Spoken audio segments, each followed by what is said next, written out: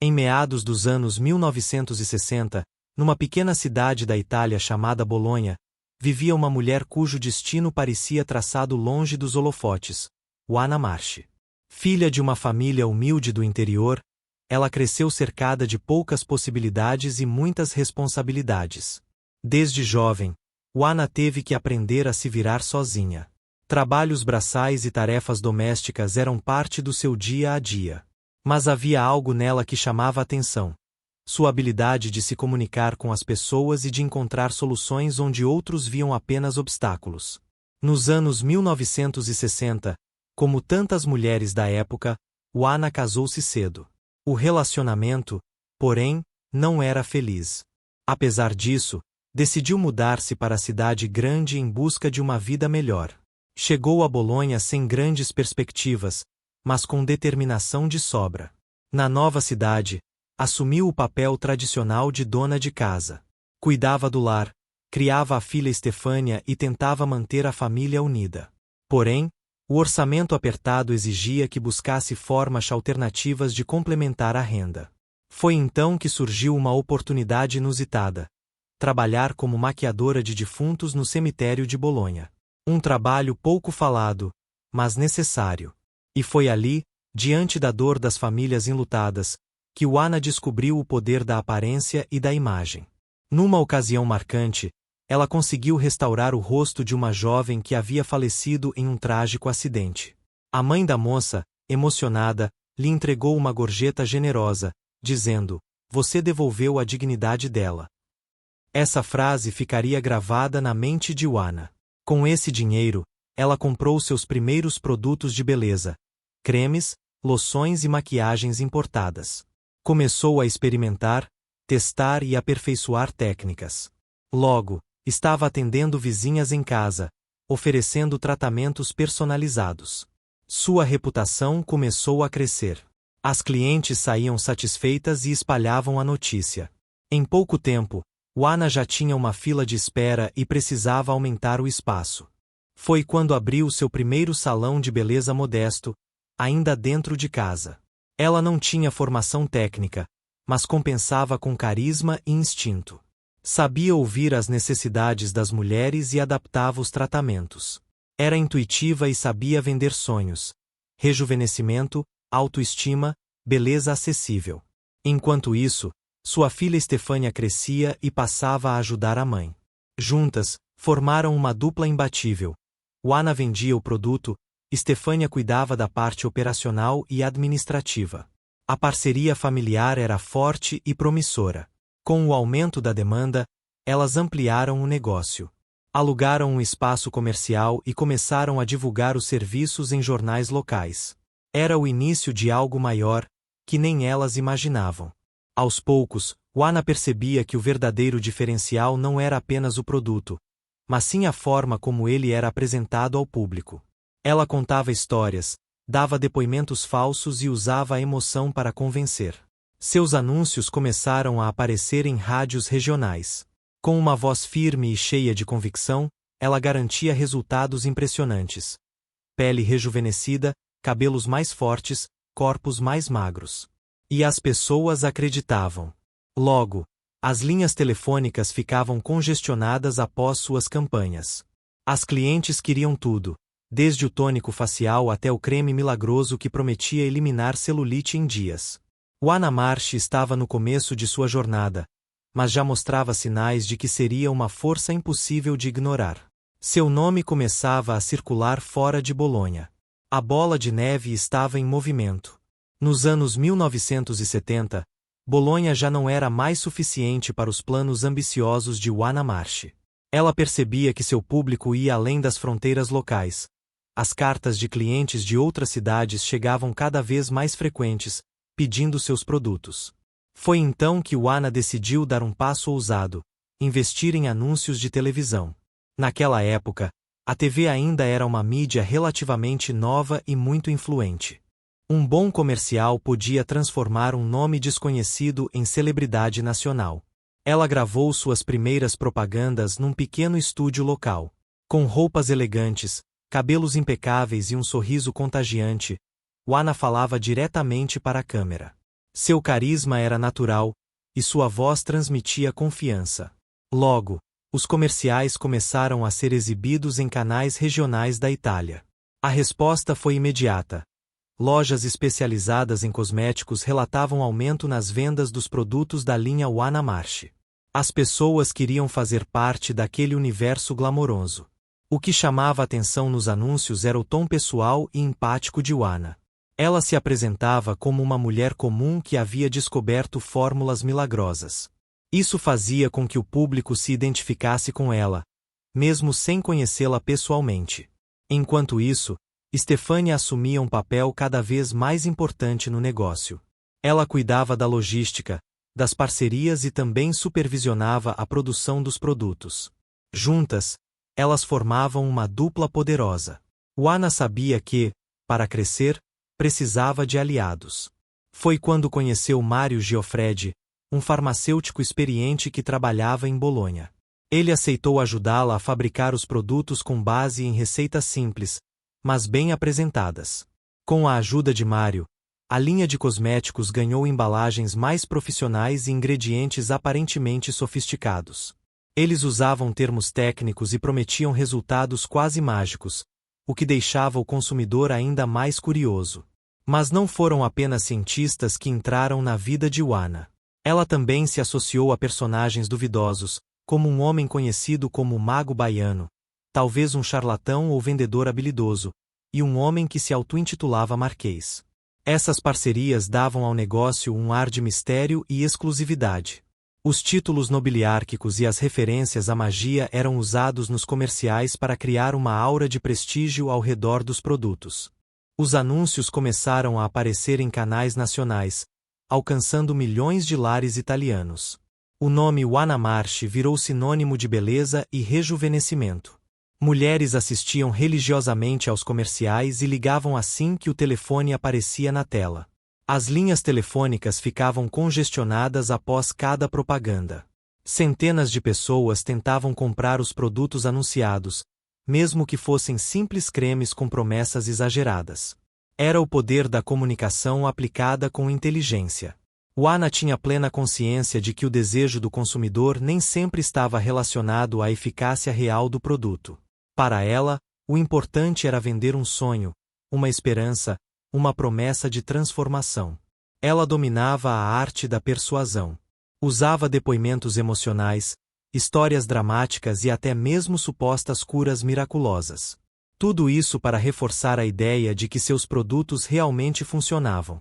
Com esse crescimento acelerado, Oana viu seu império expandir-se rapidamente. Lojas começaram a surgir por todo o país.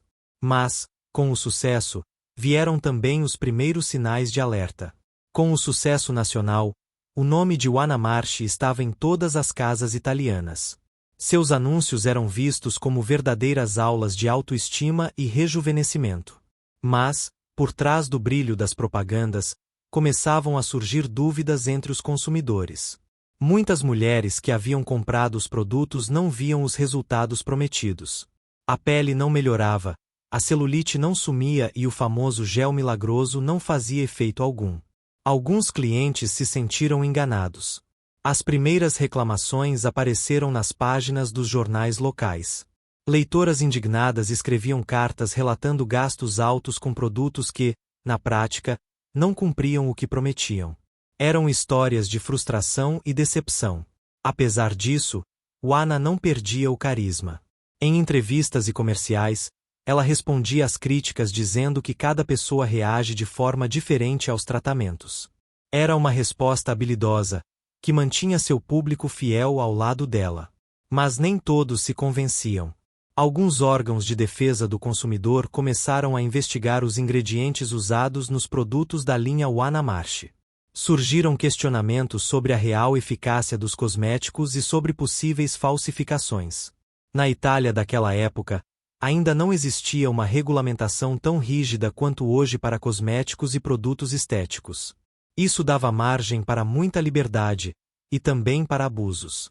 Oana, porém, tinha um argumento poderoso: os depoimentos de suas clientes mais fiéis. Ela exibitava vídeos e fotos de mulheres que supostamente tinham obtido resultados impressionantes. Muitos desses depoimentos, anos depois, seriam colocados em dúvida. Enquanto isso, Stefania passava a assumir mais responsabilidades. Com a mãe cada vez mais envolvida com a imagem pública, cabia a ela gerenciar os fornecedores, controlar estoques e lidar com os primeiros processos legais. Sim, processos. Algumas pessoas resolveram ir além das reclamações e entraram com ações judiciais contra a empresa, acusando-a de publicidade enganosa. A justiça começou a acompanhar de perto as atividades da marca. A imprensa italiana, sempre atenta a escândalos, começou a investigar mais profundamente. Repórteres buscavam informações sobre os laboratórios que produziam os cremes, os parceiros misteriosos e a origem dos ingredientes. Um dos momentos mais polêmicos aconteceu quando Oana anunciou um produto que sequer existia: um gel capaz de eliminar a barriga em poucas aplicações. O comercial foi um sucesso, mas as ligações foram tantas que ela precisou correr atrás de uma solução. Foi então que ela pediu ajuda a Mário Giuffredi, seu farmacêutico de confiança. Ele, relutante, aceitou criar uma fórmula simples que pudesse ser vendida como o tal gel milagroso. Não era revolucionário, mas parecia funcionar, pelo menos até os clientes testarem. Esse episódio ilustra bem como a máquina de venda de sonhos funcionava. A propaganda criava desejo, e o produto era ajustado posteriormente para tentar cumprir a promessa feita diante de milhões de telespectadores. Porém, com o tempo, essa estratégia ficava cada vez mais difícil de sustentar. Os clientes cansaram de pagar por promessas vazias. A má reputação da marca começou a se espalhar, mesmo com toda a força do marketing. Era o começo do fim? Talvez. Mas Oana ainda tinha muito jogo para mostrar. Nos meados dos anos 1970, Oana Marchi estava no topo. Seu nome era sinônimo de cosméticos em toda a Itália. Ela não era apenas uma empresária, era uma celebridade, uma figura pública que ditava tendências. Seus anúncios eram exibidos diariamente nas principais emissoras de televisão do país. Com um sorriso cativante e uma voz firme, ela falava diretamente com as donas de casa, oferecendo soluções rápidas para os problemas estéticos mais comuns. Ela se apresentava como uma mulher simples que havia descoberto fórmulas milagrosas. Sua trajetória parecia inspiradora. Saiu do nada, trabalhou duro e construiu um império. Era a versão italiana do sonho americano, mas com cremes e maquiagem. Oana sabia como tocar o coração das pessoas. Usava histórias emocionais, depoimentos dramáticos e até mesmo supostos casos médicos resolvidos por seus produtos. Tudo isso para reforçar a ideia de que ela tinha o poder da transformação. Seus anúncios tinham um formato único. Começavam com uma cliente desesperada, passavam pela solução miraculosa e terminavam com uma nova mulher, feliz e confiante. Eram verdadeiras novelas curtas dentro da programação televisiva. Além disso, Oana usava uma estratégia inteligente. Sempre manter o público ansioso por novidades. Lançava produtos com exclusividade, limitava o estoque e criava listas de espera. A escassez aumentava o desejo. Seus produtos tinham nomes chamativos: creme da juventude, gel defluidificante, loção milagrosa e fluido regenerador. Cada um vinha com uma embalagem caprichada e prometia resultados impressionantes, muitas vezes impossíveis de serem alcançados. Além disso, Oana usava uma estratégia inteligente. Sempre manter o público ansioso por novidades. Lançava produtos com exclusividade, limitava o estoque e criava listas de espera. A escassez aumentava o desejo. Seus produtos tinham nomes chamativos: creme da juventude, gel defluidificante, loção milagrosa e fluido regenerador. Cada um vinha com uma embalagem caprichada e prometia resultados impressionantes, muitas vezes impossíveis de serem alcançados. Mas o grande trunfo de Oana era a venda direta. Ela incentivava as clientes a ligarem diretamente para o número divulgado na TV, garantindo atendimento personalizado. Essa proximidade fazia com que as pessoas se sentissem especiais. A cada novo comercial, as linhas telefônicas ficavam congestionadas. Centenas de mulheres tentavam comprar os produtos anunciados, mesmo sem saber exatamente o que continham. Era pura emoção e desejo de mudar. Com esse modelo, ela conseguiu construir uma rede de distribuição gigantesca. Lojas especializadas em sua linha de produtos surgiram em cidades grandes e pequenas. Seu negócio crescia exponencialmente. Estefânia, sua filha, tornou-se peça fundamental nesse processo. Enquanto Ana cuidava da imagem e da comunicação, Estefânia gerenciava os fornecedores, controlava a produção e mantinha a máquina funcionando. Ana também começou a investir em parcerias estratégicas. Associou-se a clínicas de estética, salões de beleza e até mesmo programas de TV voltados ao público feminino. Quanto mais visibilidade, melhor. Foi nessa fase que ela lançou o produto mais polêmico de sua carreira, o famoso gel redutor de barriga. O comercial foi um sucesso absoluto, mas a realidade não correspondia às promessas feitas diante das câmeras. Mesmo assim, o nome de Ana Marchi estava em alta. As revistas a tratavam como uma pioneira do mercado de beleza. Muitas mulheres a viam como uma referência de empoderamento, uma mãe solteira que venceu na vida com força própria. Ela era, para muitos, uma verdadeira rainha da beleza. Mas nem todas as coroas são eternas. Mesmo com toda a fama e o sucesso aparente, nuvens escuras começavam a se formar sobre o império de Ana Marchi. As primeiras fissuras apareciam não apenas na imagem pública da empresária, mas também nos pilares do seu negócio. Os clientes mais antigos já percebiam que muitos dos produtos não cumpriam o que prometiam. Cremes anunciados como milagrosos não faziam efeito. Loções para rejuvenescimento davam resultados mínimos ou nulos. E a tão falada redução de medidas corporais era pura ilusão. As reclamações aumentavam dia após dia. Mulheres que haviam gasto grandes quantias de dinheiro sentiam-se enganadas. Algumas começaram a escrever cartas abertas em jornais locais, pedindo que outras pessoas ficassem alertas. Mas não foi apenas entre os consumidores que o descontentamento cresceu. Dentro da própria equipe, alguns colaboradores começaram a questionar práticas comerciais duvidosas. Havia pressão por resultados, depoimentos falsificados e promessas irreais. A partir de então, a mídia italiana começou a prestar atenção. Jornalistas investigativos vasculhavam os ingredientes dos cosméticos, entrevistavam ex-funcionários e tentavam entender como uma mulher sem formação técnica havia construído um verdadeiro império baseado em produtos questionáveis. Um dos pontos mais polêmicos era o uso de termos científicos em rótulos e propagandas. Palavras como defluidificante, regenerador celular e microcirculação eram usadas com frequência, mesmo que os produtos não tivessem qualquer eficácia real. O laboratório responsável pela fabricação dos cremes, mantido por Mario Giuffredi, começou a ser investigado.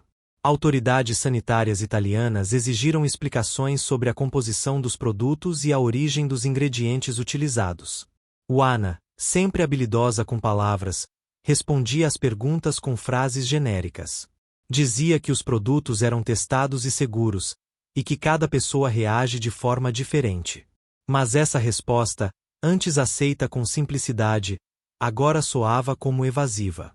Além disso, surgiram dúvidas sobre os supostos depoimentos exibidos nas propagandas.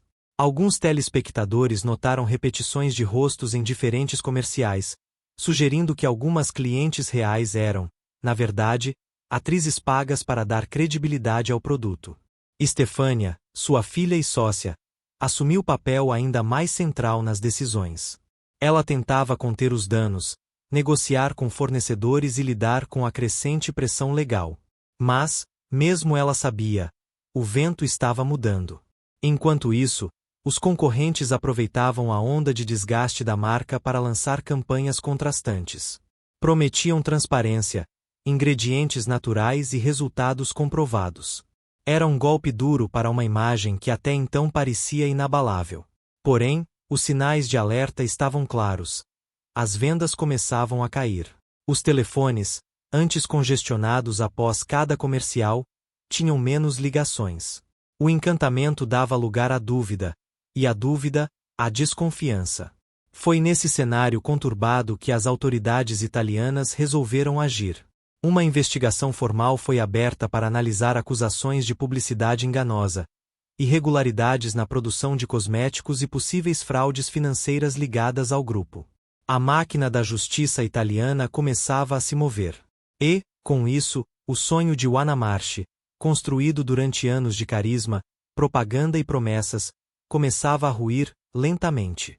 No início dos anos 1980, o nome de Juana Marchi, antissinônimo de beleza e transformação, começou a ser associado a algo bem diferente: investigações criminais. O Ministério Público italiano abriu um inquérito formal para apurar denúncias de publicidade enganosa e irregularidades na fabricação de cosméticos. As autoridades sanitárias italianas começaram a analisar de perto os produtos comercializados pela empresa. Laboratórios independentes testaram os cremes, loções e géis anunciados por Juana e descobriram que muitos deles não tinham qualquer eficácia real. Além disso, surgiram questionamentos sobre a composição química desses produtos. Alguns continham ingredientes proibidos ou em quantidades acima do permitido. Outros eram simples misturas de água, óleo e corantes, vendidas por preços exorbitantes. A primeira batida policial aconteceu em Bolonha, onde estava localizado o laboratório de Mário Giuffredi. Agentes da Guarda de Finanças chegaram de surpresa, apreenderam documentos e recolheram amostras dos produtos para análise técnica. Juana foi surpreendida com a notícia. Em declarações à imprensa, negou qualquer irregularidade e afirmou que tudo não passava de uma perseguição política motivada pelo seu sucesso. Disse estar tranquila e confiante na justiça italiana. Mas as investigações não pararam por aí. As autoridades também começaram a examinar os contratos comerciais, as contas bancárias e os registros fiscais da empresa. Queriam saber se havia sonegação de impostos ou desvios financeiros envolvendo os milhões de liras arrecadados com as vendas. Stefania, sua filha e sócia, tornou-se alvo direto das investigações. Como responsável pelas operações internas, ela era vista pelos promotores como peça fundamental no esquema. Seu nome passou a aparecer frequentemente nos jornais e telejornais.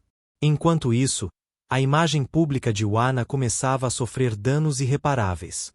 Os comerciais que antes eram vistos com carinho agora pareciam caricaturas.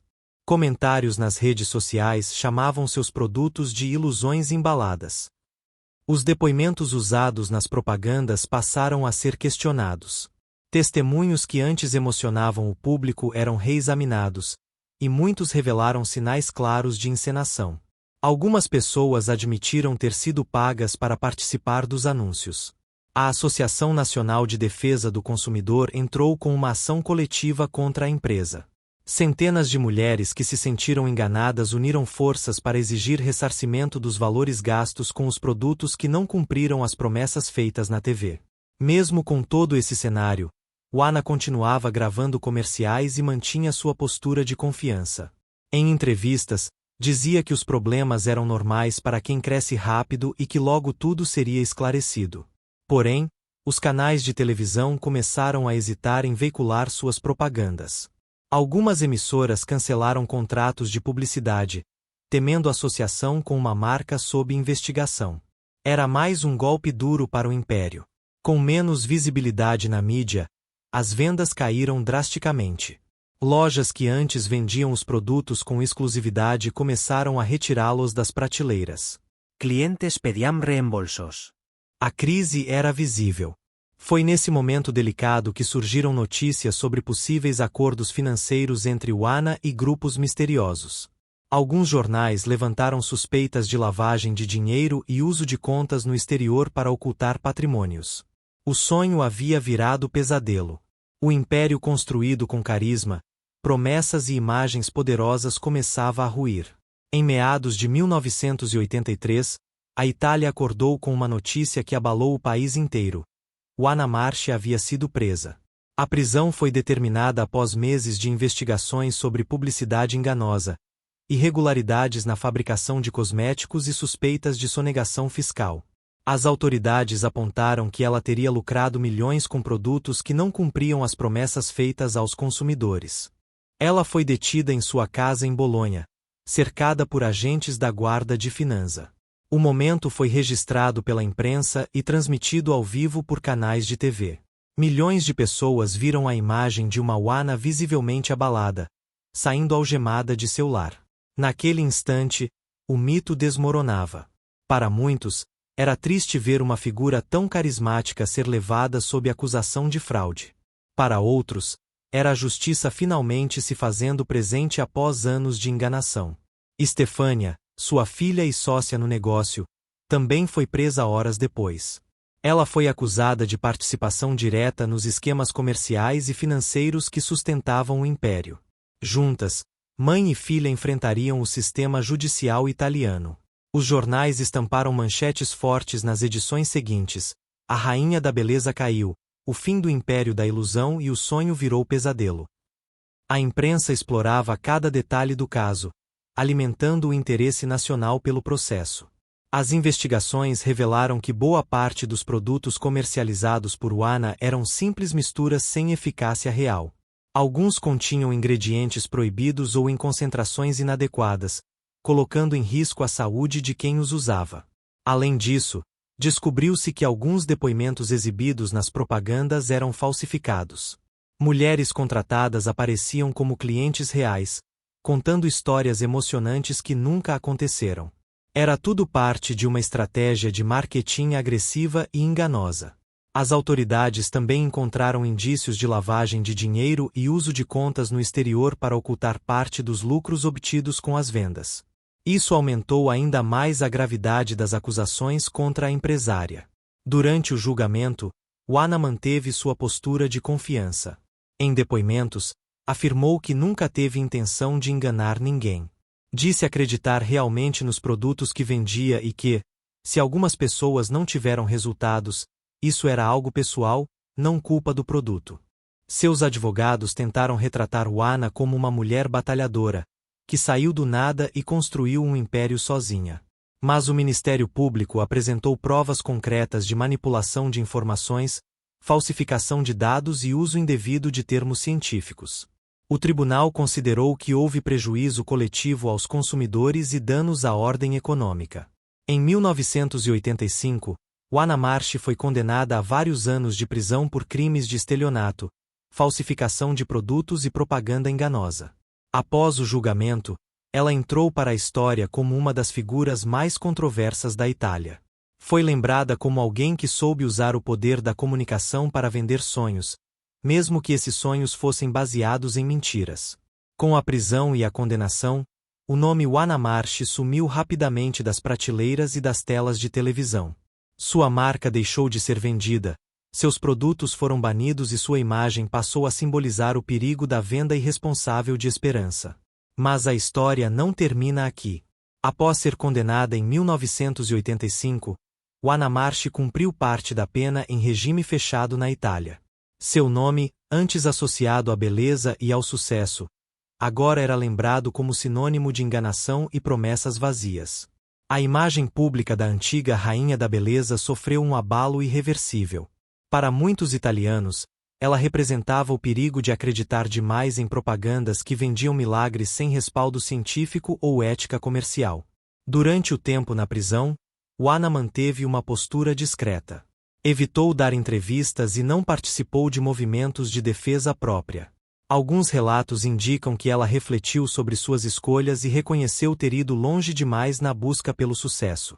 Estefânia, sua filha, também cumpriu pena, mas foi solta antes. Enquanto isso, Mário Giuffredi, o farmacêutico que ajudou a fabricar alguns dos produtos mais polêmicos, enfrentou processos civis, mas não chegou a cumprir pena de prisão. Depois de alguns anos atrás das grades, Juana obteve o direito de cumprir o restante da pena em liberdade condicional. Ela passou a viver longe dos holofotes, mudando-se para uma cidade pequena no interior da Itália. Ali, buscou reconstruir sua vida longe da fama e do escândalo. Alguns moradores dizem que ela trabalhou discretamente em pequenas lojas de cosméticos locais, sempre mantendo baixo perfil e evitando falar sobre o passado. Mesmo assim, o nome Juana Marchi nunca saiu completamente da memória coletiva italiana. Jornalistas, documentários e programas de TV revisitaram o caso nas décadas seguintes, fazendo dela um ícone da história midiática do país. Seu estilo de comunicação, carismático, persuasivo e emocional, inspirou futuros empreendedores do mercado de beleza e até mesmo figuras do mundo político. O poder da venda de sonhos, mesmo quando baseada em ilusões, tornou-se tema de estudo acadêmico. Na virada do século XXI, Oana teve breves aparições públicas. Participou de programas de entrevista em canais regionais, onde reafirmou sua crença nos produtos que vendia e disse que, se tivesse hoje as mesmas oportunidades, faria tudo diferente. Ela afirmou que, se soubesse que seus anúncios causariam tanto dano, teria buscado mais transparência, regulamentação e apoio técnico. Reconheceu que aprendeu, tarde demais, o valor da honestidade comercial. Nos anos 2010, já com idade avançada, Oana voltou a viver isoladamente. Poucas informações sobre sua rotina surgiram na mídia. Morreu em 2019, aos 86 anos, cercada por familiares próximos, sem grandes homenagens ou celebrações públicas. Sua morte foi registrada com respeito pela imprensa italiana, mas sem o peso emocional de outrora. Para muitos, era o fim de uma era marcada por ambição, carisma e erros graves. Stefania, sua filha, optou por viver fora do centro das atenções. Não há registros de atividades comerciais recentes ligadas a ela, mas rumores indicam que, nos últimos anos, ela tem dado depoimentos em off para documentários sobre o caso da mãe. O legado de Oana Marchi é controverso. Para uns, ela foi uma pioneira do marketing de beleza, capaz de transformar desejos em produtos. Para outros, ela simboliza o risco de vender esperança sem fundamento real. Seja como for, a trajetória de Oana Marchi serve como um alerta para consumidores e empresários. A linha entre inspiração e enganação é fina, e a responsabilidade sobre o que se vende vai muito além do produto físico, inclui a verdade por trás dele. A história de Oana Marchi é muito mais do que a trajetória de uma mulher que construiu e perdeu um império. É um retrato de uma época, de uma sociedade em transformação e da força das promessas feitas diante da televisão. Ela começou como muitos, com pouco, mas cheia de determinação. Trabalhou duro, inovou na forma de se comunicar com as pessoas e soube explorar um desejo universal: o de ser mais bela, mais confiante, mais feliz. Seu carisma era real. Sua habilidade de vender sonhos era genuína. Mas, em algum momento, ela cruzou a linha entre inspiração e manipulação. E pagou por isso com sua liberdade, sua imagem e seu legado. Oana nos ensina que o poder da comunicação é imenso. Ela usou a TV não apenas para vender produtos, mas para vender esperança. E isso, infelizmente, pode ser tanto uma ferramenta de transformação quanto de enganação. Por trás de cada comercial, havia uma estratégia bem montada. Emoção, depoimentos, promessas impossíveis e uma voz firme garantindo resultados milagrosos. Tudo isso funcionava porque tocava algo profundo no coração das pessoas. Mas também aprendemos que a verdade, cedo ou tarde, vem à tona. O mercado de cosméticos mudou depois desse caso. Leis foram criadas, regulamentações endurecidas e consumidores tornaram-se mais alertas.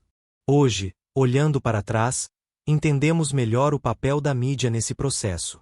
A publicidade não apenas vende produtos, ela molda comportamentos, influencia escolhas e, às vezes, distorce realidades. Oana Marchi foi uma pioneira em muitos aspectos.